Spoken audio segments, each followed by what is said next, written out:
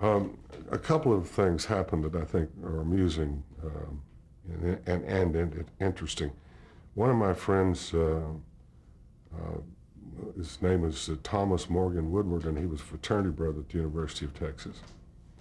And Morgan has retired from the film business along with others that I don't know if Dodo McQueen or L.Q. Jones is the name he took. Both were friends and you know, have had long careers that people are familiar with. But at any rate, before Morgan became involved in films, I just finished the shooting in December, and I went back to Texas to say hello to my parents and visit them, and I went over to see Morgan in Arlington, and we went out to get a hamburger. And in that era, in the 1954, men's hair was very short, and but my hair was very long, and they told me there might be some retakes, so not to get it cut. So we were having a hamburger and visiting in this little roadside cafe, and there was an elderly lady at the cash register, and she kept looking over at me all during the time we were eating, and so we finally went up to pay the check. And she said, young man, have I seen you on television? And our first episode had been on December the 18th, I think it was. So I said, yes, ma'am, you may have. And she said, I know it. I watch wrestling every Saturday night. That was an interesting moment. I think another one that was really unbelievable to me was I was sent in like January or February to Washington, D.C. to present a rifle from the National Rifle Association to the then retiring Assistant Secretary of Defense Anderson. Robert Anderson. Another Texan. Well, I go back to Washington, and I'm in my costume, and so I'm taken to the one of the dining rooms in the Capitol, and I end up, and I'm sitting next to Sam Rayburn, and there are all the congressmen from Texas, and their admirals and generals, and here I am. And so Mr. Rayburn never said anything to me.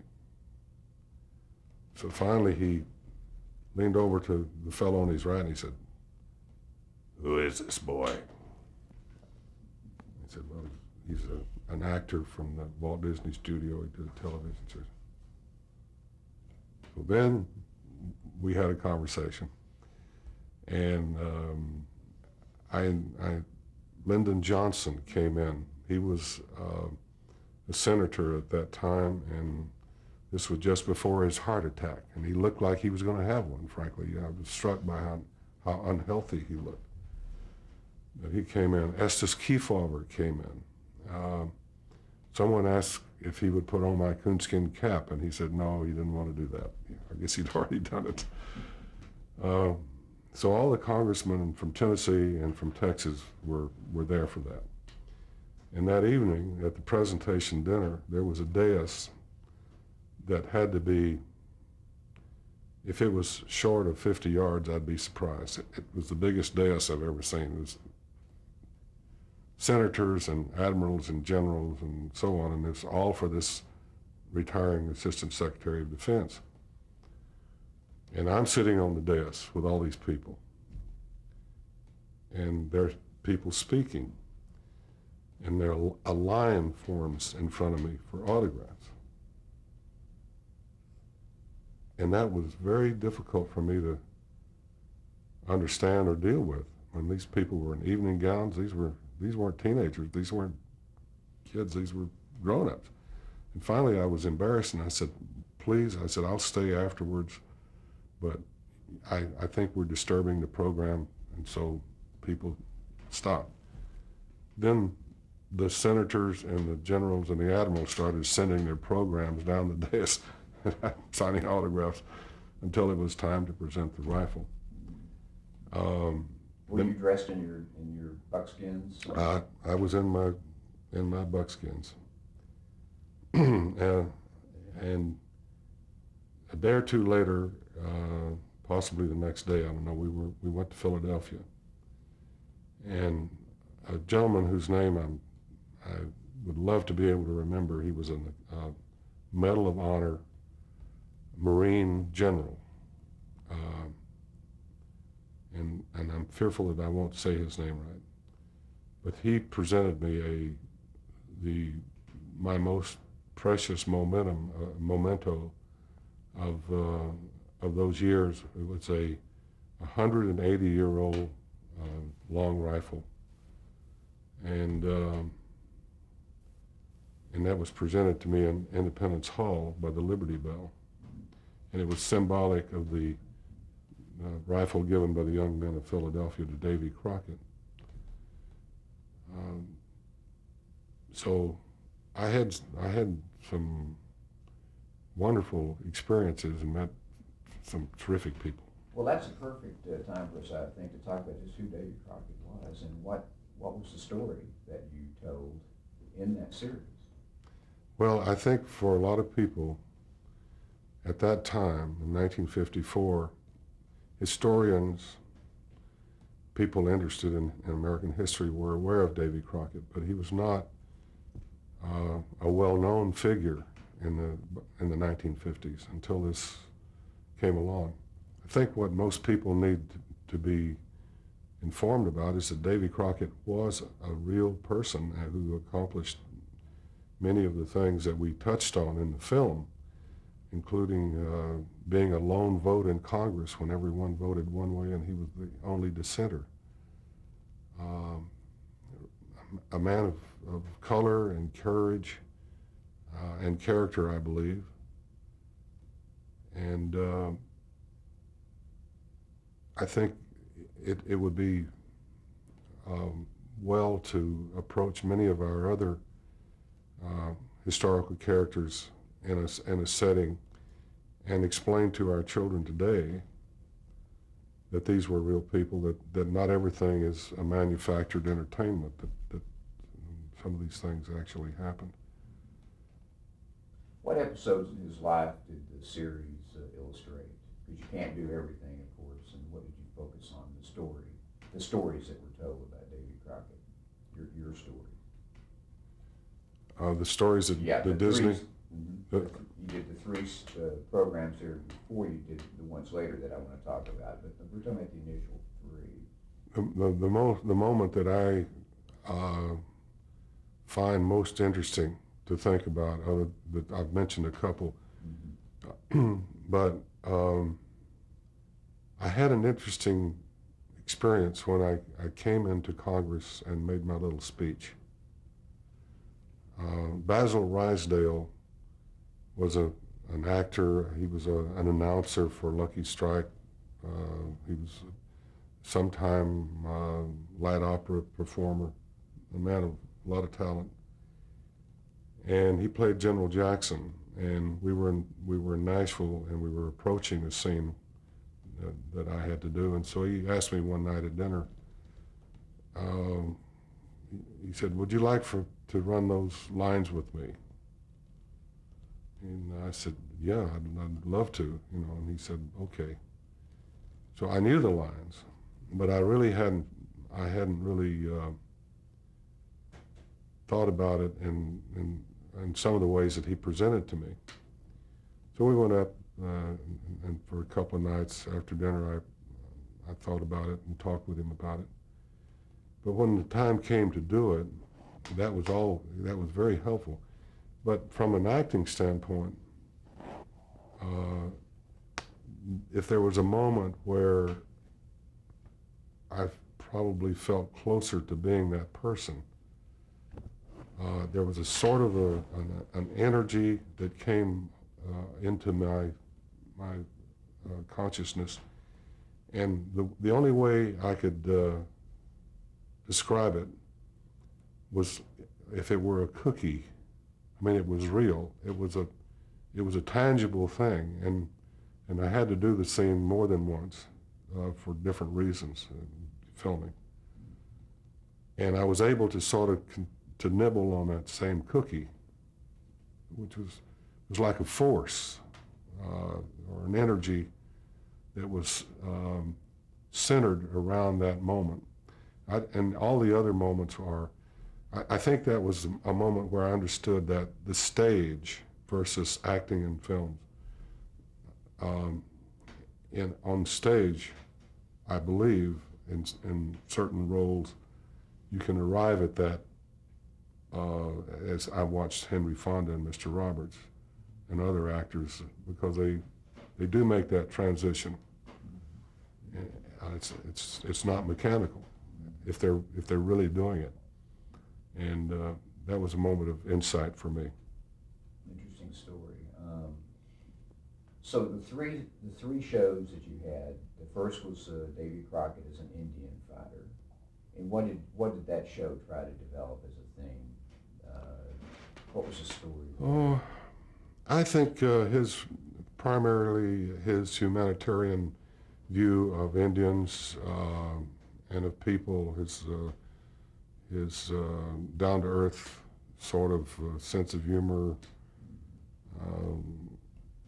kind of an adventurous section of his young life. But it documents that period of time when he was was in the Indian Wars, right? And began to make the transition to public life. Which then the second show shows him in public life, right. Correct? And that's yes. when Davy Crockett goes to Congress, right? Which is the scene you're talking about with Andrew Jackson. And you know, with Andy Jackson, Nashville was a great choice because the Hermitage is there, and we weren't allowed to shoot inside, but we were allowed to shoot approaching it and on the grounds. And there was a gentleman there who was a banker whose name was Mr. Caldwell, and Mr. and Ms. Caldwell had built a replica of the Hermitage. And so they allowed us inside because they had replicated to a remarkable degree the interior. And so we shot the interiors there and the exteriors on the actual historic location. So that particular show showed Davy Crockett as an independent type kind of politician, didn't it? Yes, his conflict with Andrew Jackson. And then there's a falling out, and that leads to the third show, correct? Yes, the trip to the Alamo, and I don't know. I really don't know how he made that decision. If I ever knew, it's escaped me. But it just seemed like it was sort of a random thought. I don't know if there's something more to it. I know he was leaving his constituency, and well, there's that famous story about. Oh yeah. You know that story? Yeah. Tell us that story. Well, for all of you that voted for me, essentially he thanked them and said, for those of you didn't, you can go to hell and I'm going to Texas. That's right. That was great. And of course he did. He did go to Texas. He sure did. So then the rest of that third show was really about getting into Texas and falling in with the Alamo. Yeah. Essentially, there were a few adventures with the river gambler, Hans Conried, and interestingly enough, the Alamo really was a very kind of a strenuous part of the film. The other, most of it was outside. The second part had us in the Congress and so forth, but the Alamo, for some reason, was really hard work, and I guess we were just all getting tired. You know, we've been shooting since September the 8th, and it was getting close to Christmas. But you pick up as Crockett, you pick up a little group that comes with you to the Alamo, which includes the gambler, Hans Conried. A little Indian. You pick up a little Indian, don't you? He was wonderful. You know, he was an acrobat and a friend of Burt Lancaster's, and they were in the circus together. And I'm trying to come up with his name. I don't think I have his name actually, but he was a very memorable character. Yeah, he he didn't speak. Right, right. So then you get in the Alamo, and of course the history, as we know historically, the Mexican army under Santa Anna attacks the Alamo, and you're with William Barrett Travis and Jim Bowie, and you have your final scene. Yeah, that was the final scene. No one realized how that would be perceived by the children that were watching the show, and I guess that was, for many, their first sense of mortality. And so they tried to abridge the ending that might have been more graphic, I suppose, with the continuing to resist approach. You kind of fade away there while you're still fighting, but you're swinging your rifle over Betsy, right? Yeah. You know, there was, in recent years, I wrote a sequel to a screenplay that was a sequel to The Alamo, and it was based on the De La Pena diaries, or the one that indicated that possibly Crockett had survived or was executed afterwards.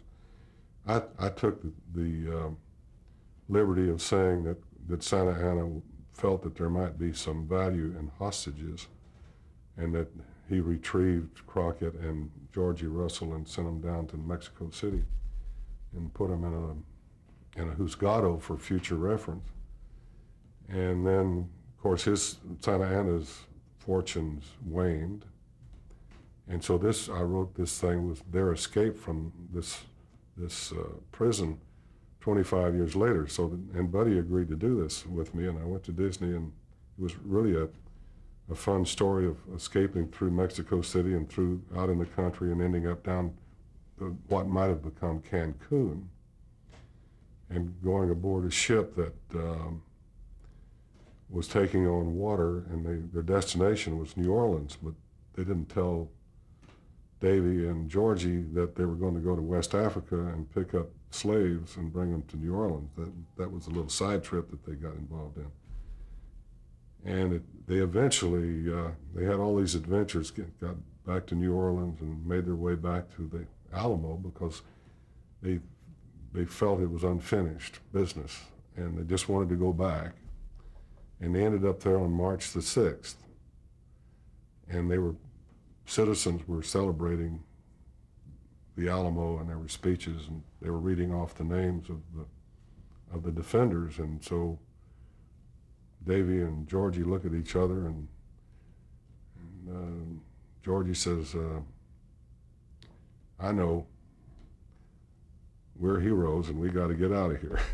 And with that, we just ride out over the hill. You know, it was an intriguing thing to do to us, but Disney didn't want to do it. Why do you think they didn't want to do it? I don't know. Katzenberg was the head story guy at the time. But it was the notorious De La Pena diary where this lieutenant colonel in the Mexican army claimed that Davy Crockett surrendered or was captured. Yeah. That's what inspired you to maybe come up. Yeah, I just thought, well, let's take it from there. I think that another reason that I came up with this idea, Disney decided in early 80s to do some more Davy Crockett films. And so they cast Davy Crockett, and they wanted me to play some character in it. And so I said, well, I'll read it. And I read it, and it was too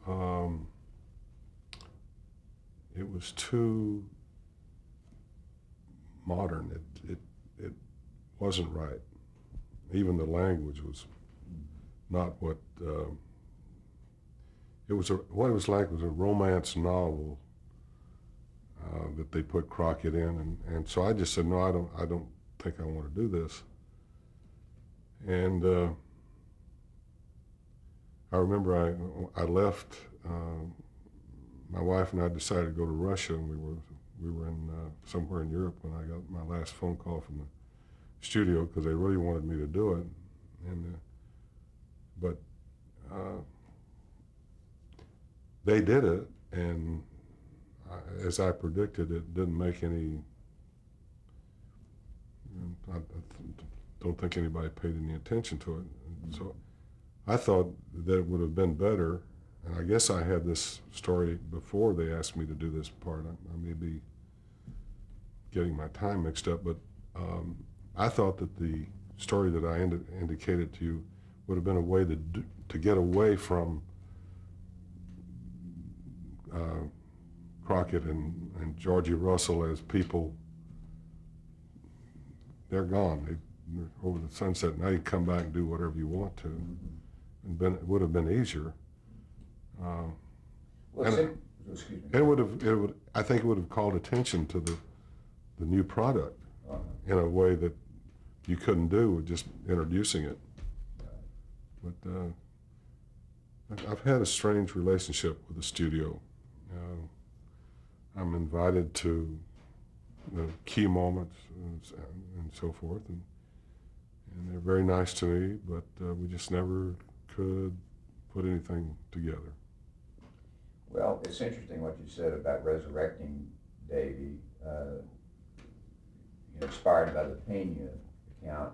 In fact, wasn't Davy resurrected anyway by Disney almost immediately because of the popularity? In other words, I think you made 2 more shows after Davy dies.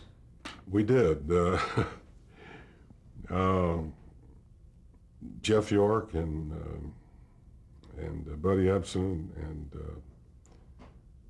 a whole bunch of fellows. We went down to the Ohio River and took the keel boats, and we had a keelboat race, and we had adventures with river pirates, and it was really a fun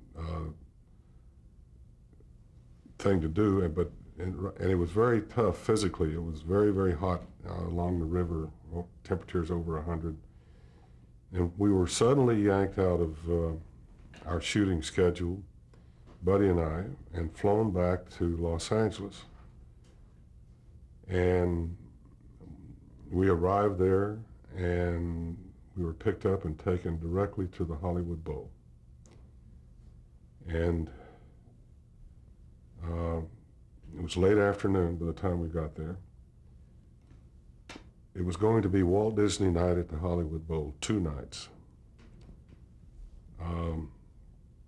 The LA Symphony Orchestra, the Roger Wagner Chorale, 2 esteemed musical organizations of magnitude, were there, and there were a lot of things that Disney was going to do, but they asked Buddy and I to ride out in our costumes on our horses with our rifles and a guitar and get down off of the horses and sing Bang Goes Old Betsy and Be Sure You're Right, Then Go Ahead, and Davy Crockett. And so that was physically a difficult thing for us to do, but reasonable under my experience. And then they said, and come up here. And so I went up there, and George Bruns, who had written the music to Davy Crockett, had written the music to a poem that Davy Crockett had written, Farewell to the Mountains. And I had recorded that by this time. And so George said, now you're going to sing this with the symphony and the chorale. And I said, you're kidding me. And he said, no, we want you to do it. And he could see the look on my face. And he said, don't worry, Fess. He said, I'll tell you when to come in. So the next night, 25,000 people. Buddy and I ride out. The only thing that went wrong is the horse pooped on the concrete apron. That was a little amusing. And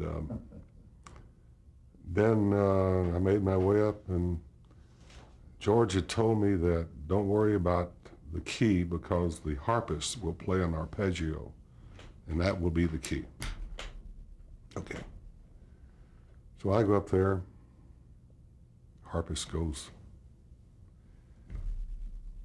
I'm so excited I don't even hear it. The orchestra starts. what had happened, and I was told this later, the harpist played it in the wrong key, but I didn't hear it. I went with the larger group, and we did that for 2 nights in the bowl, and then we went right into a dancing rehearsal. Buddy, of course, was a consummate dancer, no problem for him, but we were working with a bunch of people, and this was for opening day at Disneyland. And I've got 2 left feet, and so we're trying to deal with this with the little simple frontier steps and so forth. But a couple of weeks later, we went out and opened Disneyland to a circumstance that is probably very familiar to a lot of people. Well, talking about Disneyland, I want to get back a second to something we really haven't talked about, but let's talk.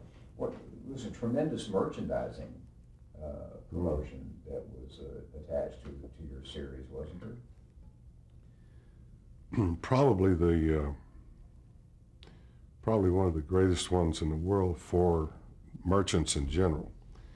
In the beginning, Walt Disney believed that he controlled the merchandise because he was already merchandising in Europe. I don't know about any other place, very successfully.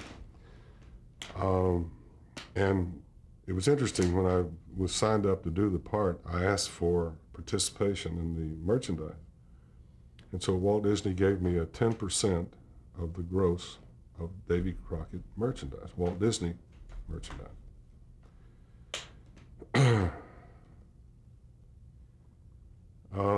It gave me a lot of interest in meeting and expending the energy of doing what I described earlier of the tours, day in and day out. I thought I was also working for myself. A couple of things occurred that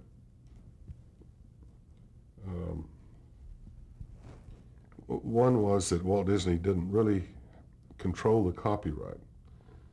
There was an overall manufacturer in New Jersey who had the Davy Crockett copyright.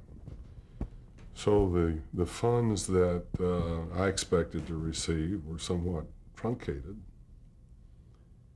And then when my contract that I referred to was rewritten, certain other elements were given up in the negotiation that had long-range repercussions, because music royalties and other things were dealt out for the immediate salary.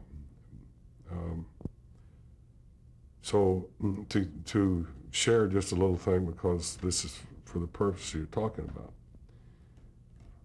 I really appreciated Walt Disney's generosity in giving me that 10%.